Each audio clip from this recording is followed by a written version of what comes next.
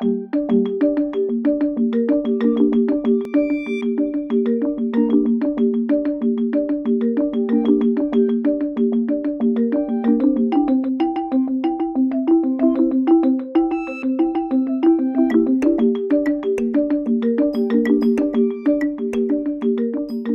to date, we are the only morning show that is up.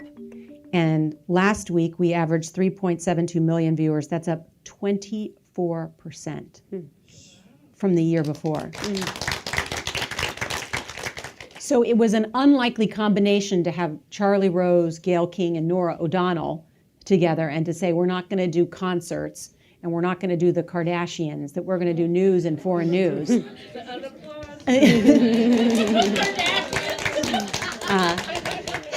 You know, and so there's still, but the wonderful, really heartening thing is it's what we do best at CBS News, and there's an audience for that. And there seems to be a very visceral reaction too from people who say, you know, I'm busy, I have a busy life, I want to tune in and watch what I need to know on your show quickly, and then I got to make it on my day. I don't have time for some of the other stuff. If you want to read some of the other fluffy stuff, you pick up a magazine when you're in the airport, but they don't seem to want that in the morning. So we're experiencing great growth in the morning, and we're still a young team together, but so far so well. I mean, I brought just for, you know, edification, on May 1st, while we were discussing the controversial Atlanta cheating scandal where some of the teachers had faked some of the things, Good Morning America was discussing Kim Kardashian's relationship with her stepfather, Bruce Jenner, and the Today Show was breaking news on the new gray hair trend. I think women are such drivers of news and consumers of news, and they're interested in young women who are entrepreneurs, who are at the forefront of science and business. And I point out that story because I think these stories just show the power of women, not only profiling these women, but the interest, I think, in women and men and these women who are doing incredible, fantastic things that are changing the future of medicine. You know, what are the rote questions maybe that turn up in journalism that you don't want to ask, but you know, everybody asks, how do you balance work and family? And I say, I don't really like that phrase, and I'd love to find a new way to think about it, because balancing suggests to me the scales of justice, which is that here's the scale, and that work and family are in equal, getting equal weight, and yet they don't. I mean, sometimes you spend more time at work, and sometimes you spend more time at family. If you have a Monday through Friday job, you're spending more time with your family on the weekends and whatever it may be, and there's different times in your life. And I grew up Catholic, so since they're not ever in balance, I just end up feeling guilty. and men don't feel that same sort of guilt. So I think the whole construct is setting us up for some angst about it not being in balance, and two, it's limiting younger women to wanting to seek the highest career levels because they say, I'm not going to be able to be, one of the top editors at a paper or the top field in broadcast journalism or in PR or in corporate world, because there's no way I can do both things. I mean, and I say that because I spoke at TCU School of Journalism, where Bob Schieffer, who's our anchor of Face the Nation, and a young woman came up to me. She said, I'm thinking about journalism, but I'm worried about balancing work and family. And I said, how many kids do you have? And she said, I don't have any kids. And I said, are you married? No, I'm not even married. So what are you talking about? You can't. I said, try and reach the, get started in a career and get going, and then think about, work and family. But don't limit yourself even before you're married or before you have kids. Sheryl Sandberg says one of the most important career decisions you make is who you marry. And I think that's very true, because I think in order for me to do what I do, I need a strong support system.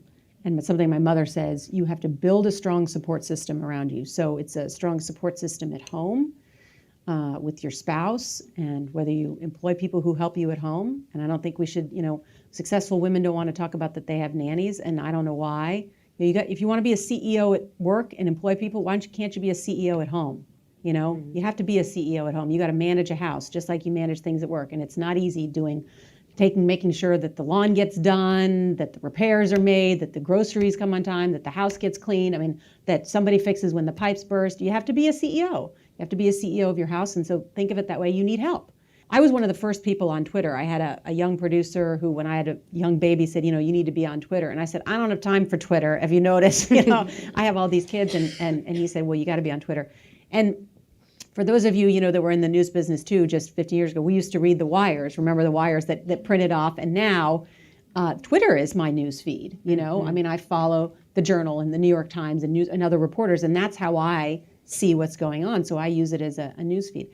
I think the further democratization, if you will, of news sources is a good thing. Competition is a good thing. It keeps the bigger, more powerful media companies in focus and competitive.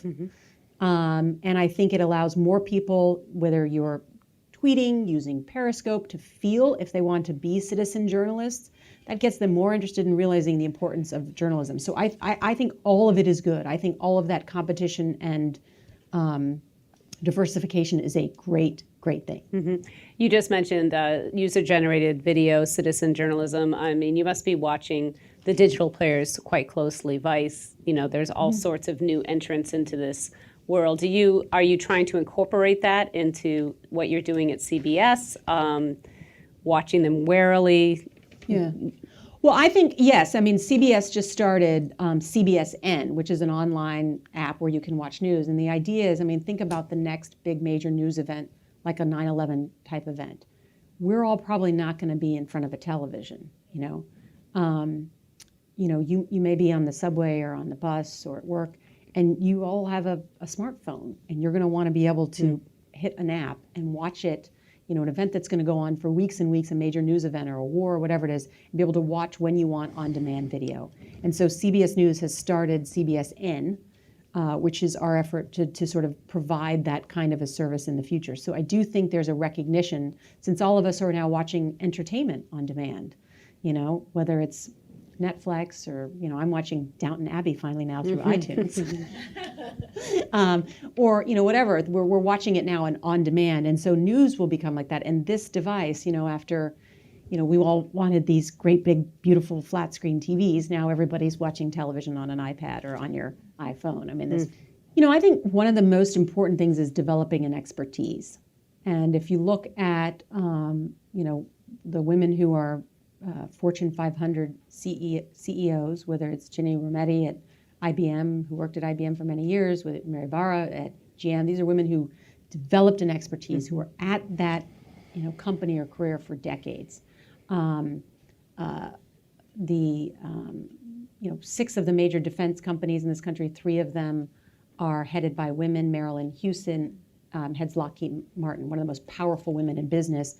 Again, worked at Lockheed Martin for almost 3 decades. I mean, had every different job and worked her way up. She developed an expertise. I mean, it just turned out, at the end of the day, nobody knew that company better than Marilyn Houston, you know? So developing an expertise, I think, isn't, for me, developing that expertise was becoming a great political reporter, you know, and knowing Washington inside and out, knowing the Pentagon, knowing Congress, covering the White House. It's hard to get information out of the White House. Well, guess what?